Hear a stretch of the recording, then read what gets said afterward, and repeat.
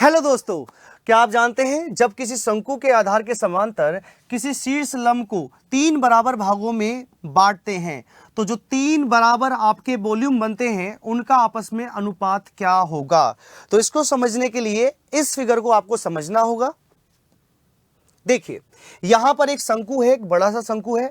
हमने इसकी हाइट को तीन बराबर भागों में बांट दिया है और इसकी जो तीन बराबर भागों में हाइट बांटी है तो इसमें यहां पर तीन शंकु तैयार हुए हैं।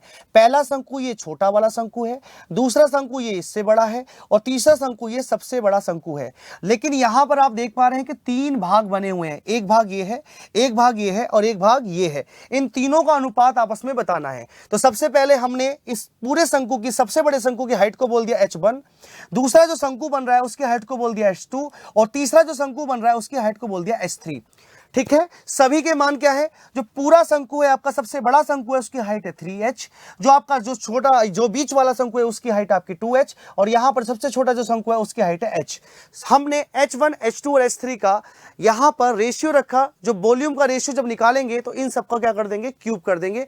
ये एंगल की, ट्रायंगल की सिमिलरिटी से होता है। सभी का क्यूब किया। h1 की वैल्यू यहां पर 3h थी तो 3h का हमने क्यूब किया। सभी को हमने रेशियो निकाला, यहां पे आया 27, 8 और 1। उसके बाद हमने सबसे बड़ा जो आपका शंकु था उसमें से आपका ये वाला शंकु घटा दिया तो इस वाले भाग का आपका क्या आ गया? क्षेत्रफल आ गया, जो कि आया 19। सेम चीज हमने यहां पर की। इस वाले शंकु में से हमने ये वाला शंकु घटा दिया तो इस वाले क्षेत्रफल का वॉल्यूम आ गया। यहां पर कितना आ गया आपका? यहां पर आ गया 7। और जो आपका लास्ट वाला बचा, वो लास्ट शंकु बचा, उसका वॉल्यूम कितना आया आपका? 1। तो तीनों क्षेत्रों का यहां पर अनुपात आ गया 19, 7 और 1 और हमेशा यही आता है। थैंक यू, जय हिंद।